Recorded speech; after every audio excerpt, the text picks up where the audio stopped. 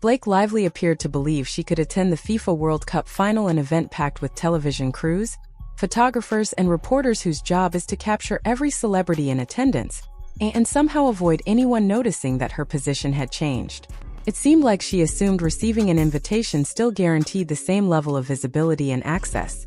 But the selfie she later shared from a section of the stadium that cameras largely ignored spoke volumes without needing any explanation.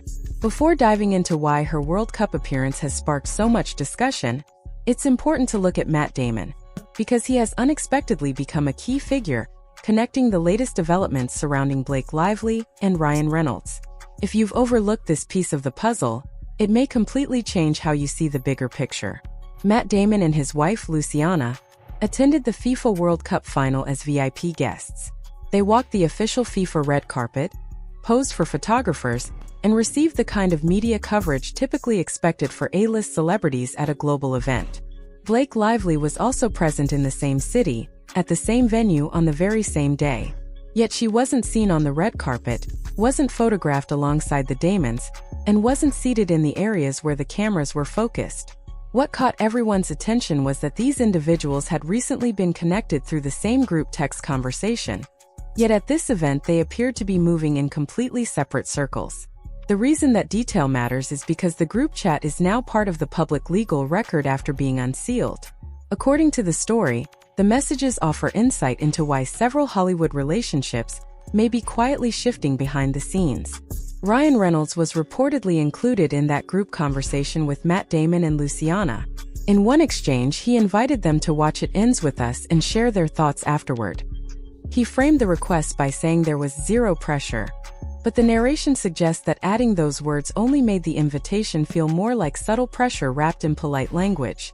While making that invitation, Ryan Reynolds was reportedly involved in the same group conversation discussing Justin Baldoni.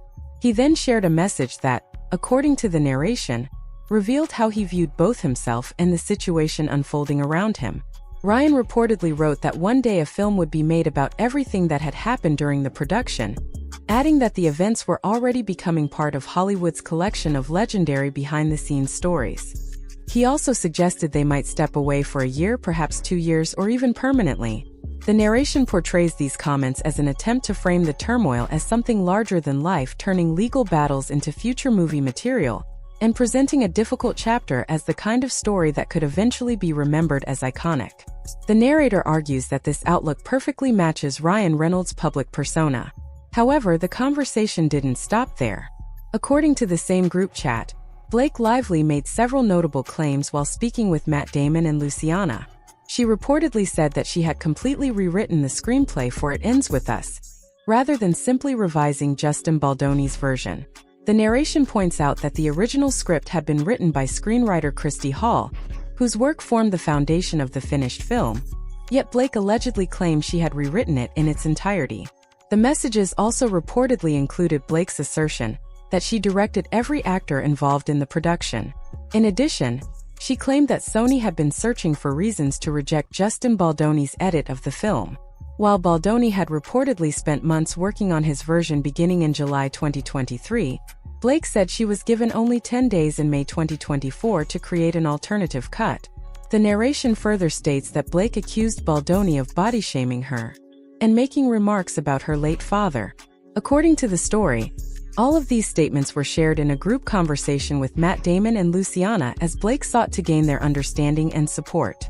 The narrator presents this exchange as an example of a broader effort to influence key people behind the scenes and build allies during the ongoing dispute. According to the narration, the strategy was straightforward. Reach out to influential people in your circle and present the version of events you want them to accept. The final message Ryan Reynolds reportedly sent in that group conversation took an even harsher turn. The narrator says Ryan described Justin Baldoni as a malignantly vain sociopathic feminist who had virtually no sense of personal boundaries or shame.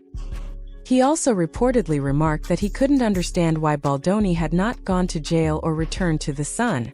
The narration interprets those comments as going far beyond standing up for a spouse, portraying them instead as evidence of deep personal hostility and an effort to completely discredit Baldoni.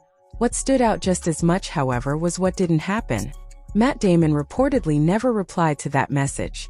According to the narrator, his silence carried significant weight because Damon has long been known as someone who is comfortable expressing his views and rarely avoids difficult conversations. The story claims that Matt Damon's only documented contribution to the text exchange was a friendly professional invitation, encouraging Blake Lively to direct a project for his production company, while jokingly describing the company as being like a cult, but a really nice one. Beyond that, he reportedly did not respond to the criticism of Baldoni or publicly reinforce the narrative being shared in the conversation. The narration contrasts that quiet response with what happened later at the FIFA World Cup final. Matt Damon and Luciana appeared in the VIP section, attended official event activities, and received broad media coverage, while Blake Lively's presence was largely reflected through a selfie she shared herself. The narrator presents this contrast as an unspoken social message, suggesting that actions and public appearances sometimes communicate more than direct statements ever could. The discussion then shifts to how the friendship between the Damons and the Reynolds Lively family reportedly began. According to the story, the connection traces back to Emily Blunt and John Krasinski, who are said to live in the same building as Matt Damon and Luciana. The narrator also notes that John Krasinski cast Blake Lively, Ryan Reynolds, and Matt Damon in his film, If, placing all of them within the same professional and social circle in the recent past. According to the narration, these relationships were built over years of working together and moving within the same Hollywood circles, the kind of connections that lead to private group chats, invitations to major events like the FIFA World Cup final, and opportunities to preview unreleased films. Blake Lively also shares a professional history with Matt Damon's lifelong friend, Ben Affleck, having appeared in The Town, which Affleck directed. The narrator argues that because these ties go back years, the seating arrangements and public appearances at the World Cup were unlikely to be random. The story suggests that, in Hollywood, status is rarely discussed openly. No one calls a meeting or announces that someone's standing has changed.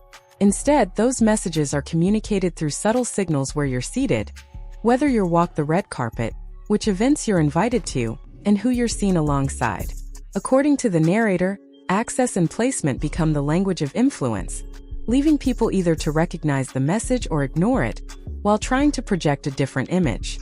The focus then shifts to Ryan Reynolds' professional career, with the narrator arguing that this aspect of the story has received far less attention than it deserves. According to the commentary, Reynolds has not had a theatrical movie released since Deadpool and Wolverine premiered in July 2024, creating a gap of roughly 2 years.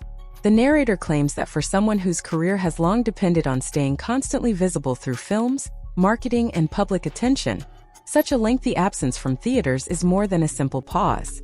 In the narrator's view, it reflects how the industry currently sees his commercial position. Attention is then drawn to Reynolds' upcoming film, Mayday, an Apple TV Plus production. According to the narration, filming wrapped in May 2024, yet the project reportedly remained unreleased for more than 2 years. The story presents that delay as another point fueling speculation about Ryan Reynolds' current standing in Hollywood and what it could mean for the next chapter of his career.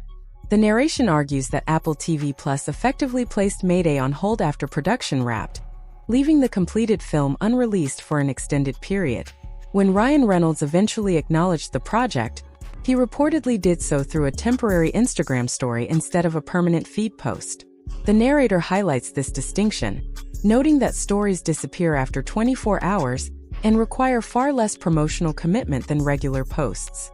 To emphasize the contrast, the story compares this approach with Reynolds' marketing campaign for the John Candy documentary, during which he frequently posted to his main Instagram feed and actively generated excitement across social media. According to the narrator, the restrained promotion for Mayday suggests someone intentionally keeping a low public profile rather than leading a major publicity campaign. The commentary goes on to claim that industry insiders believe Apple TV Plus wanted to prevent Reynolds' current public image from becoming the focus of the film's release. As presented in the story, this would explain why his promotion was brief and understated, instead of the energetic marketing style he has used for previous projects. The narrator argues that the timing appears too carefully aligned to be a coincidence. The discussion then shifts to Animal Friends, a movie featuring Blake Lively. According to the narration, filming was completed in mid-2023, Yet the release schedule has reportedly been delayed 4 separate times. The film was initially expected to debut on August 15, 2025, through Sony before distribution reportedly moved to Warner Bros., bringing a revised release date of October 10, 2025. It was then postponed again to May 1, 2026, followed by June 5, 2026, and is now reportedly set for January 22, 2027.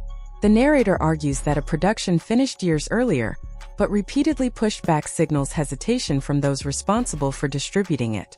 According to the story, each delay reflects an effort to wait until the surrounding circumstances become more favorable before moving forward with the release.